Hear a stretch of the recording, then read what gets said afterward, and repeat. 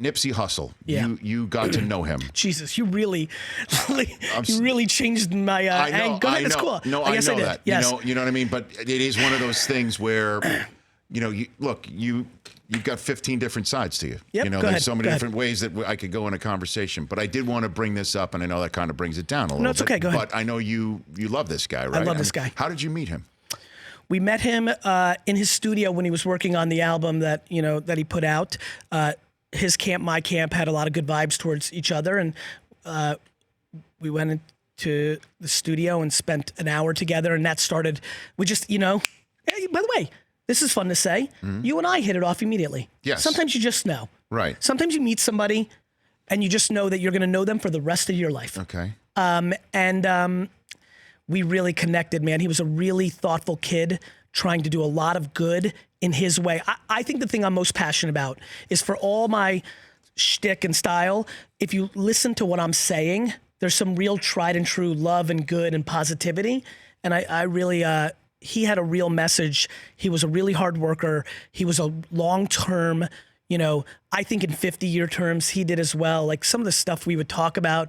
There's a video of him and I at the NBA All-Star weekend. We had dinner at NBA All-Star not too long ago, obviously. And as soon as he walks in, I say to all my friends, I'm like, get ready for some really deep philosophical talk. Nipsey, the cool rapper. Wait till you hear what we're actually about to talk about. He was very thoughtful. He was a warm heart.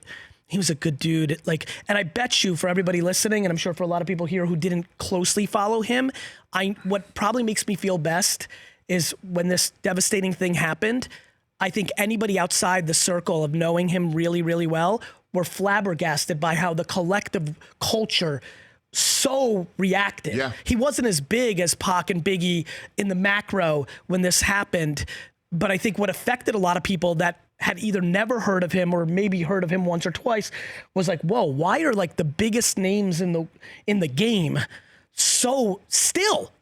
I mean, I'm getting goosebumps. Still, 3 weeks later, posting so emotionally. It was because if you actually had the luxury to even know him a little bit, he impacted you immediately. He was a special guy.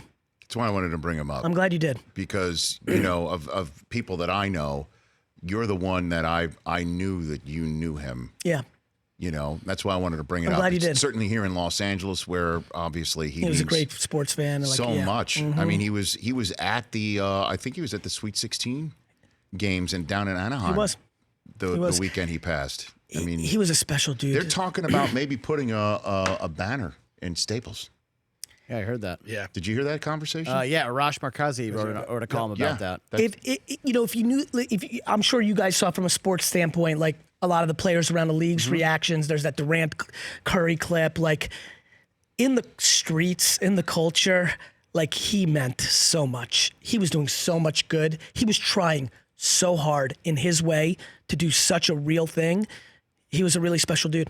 For more of The Rich Eisen Show, tune to Audience Channel 239 on DirecTV for free on BR Live or download The Rich Eisen Show app.